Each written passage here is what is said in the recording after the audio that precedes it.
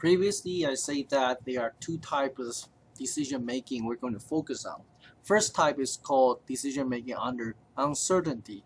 This is a case where you do not know the probabilities of the possible outcomes. The second type is decision making under risk. This is a case where you know the probabilities. We're going to focus on the first one in this video. There are several decision criteria for making decisions under uncertainty. There are actually 5. We're going to cover the first 4 in this video, and I'll use another video to cover the last one.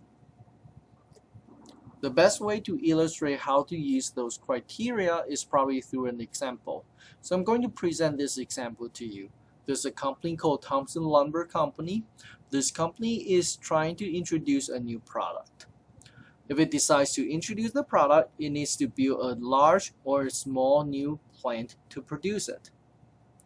The popularity of this new product is uncertain when the company makes this decision. In other words, it needs to make the decision on whether to build a large plant, a small plant, or to do nothing before it knows whether the product is popular or not. So the company made a table in here. The table shows the profit of this company under each possible market outcomes. So there are 2 possible market outcomes. Either the product is successful or the market is favorable. The second outcome is the market is unfavorable. For example, if it chooses to build a large plant and introduce the product and the market turns out to be favorable, then its profit will be $200,000. Otherwise, it makes a loss of $180,000.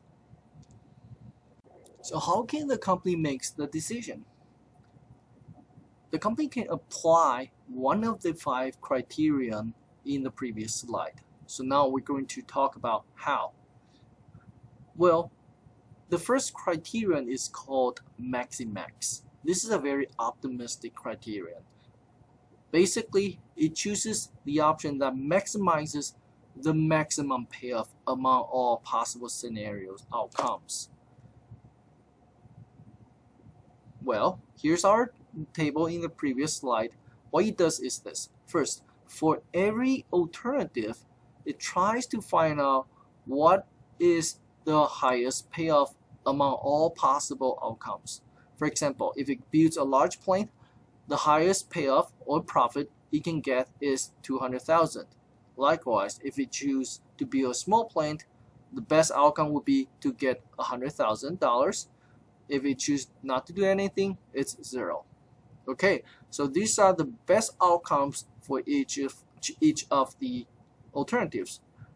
Maximax then would choose the one with the largest payoff, this one, and therefore it will conclude that the company should choose to build a large plant. If you watch out carefully, you'll find that what Maximax does is simply looking at this whole table and find out the largest number, 200,000. And who give you 200,000? Well, constructing a large plant give you 200,000, and that is your decision.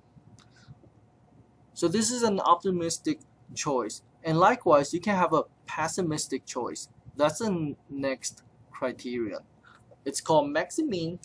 It's a pessimistic choice. Basically, it chooses the alternative that maximizes the smallest payoff among all possible outcomes. For example, here, for each alternative, we're going to see what is the smallest possible outcome. So that's a minimum of a roll. For example, if you choose to build a large plant, the worst outcome is to lose $180,000. If it builds a small plant, the worst outcome is losing $20,000. If it does nothing, then it's still nothing. So these 3 numbers are the worst outcomes among each of the options. So what we're going to do next is to choose the one with the largest in here. So 0 is the largest among these 3 numbers, so we conclude that doing nothing is what you should do based on Maximin criterion. So you can see that Maximin basically find out what is the worst for each option, and then I'm going to choose the option that make the worst outcome not that bad. The third criterion is called Criterion of Realism, or we call it Hurwicz. This is a weighted average between the most optimistic and the most pessimistic outcome. It has a parameter called alpha, which is a number between 0 and 1.